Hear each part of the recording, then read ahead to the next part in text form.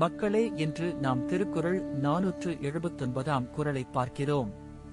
இது திருக்குறளின் பொருட்பால் பகுதியில் உள்ள அரசியல் என்னும் இயலில் இடம்பெற்றுள்ள வலியுறுதல் அதிகாரத்தின் 9வது குறள். அளவறிந்து வாழாதான் வாழ்க்கை உள போல இல்லாகித் தோன்றா கெடும்.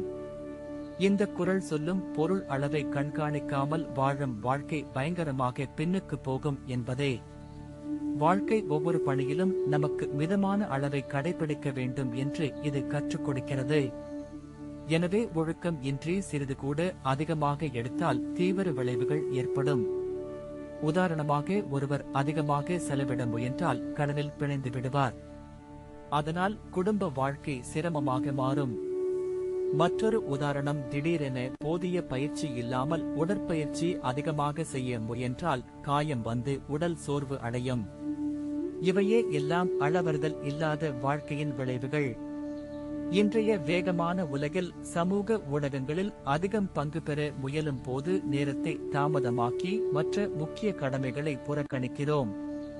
அதனால் மன அழுத்தம் அதிகரித்து வேலை மற்றும் குடும்ப உறவுகள் பாதிக்கப்படும். இந்த குறளை நமக்கு பின்பற்றினால் நாம் ஒவ்வொரு கொள்கையையும் மிதமாக எடுத்துச் செயல்பட முடியும். அதனால் வாழ்க்கை மேலும் சீராகவும் மகிழ்ச்சியுடனும் இருக்கும்.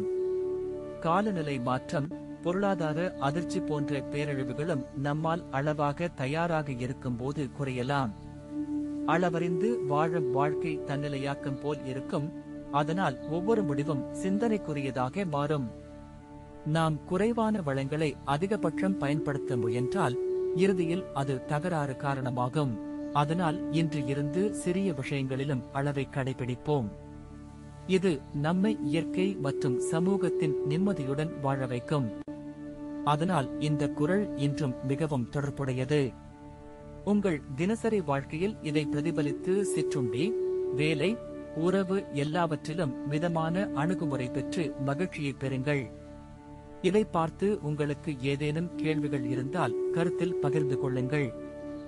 இப்படியே அடுத்த அதிகாரத்தில் மீண்டும் சந்திப்போம்.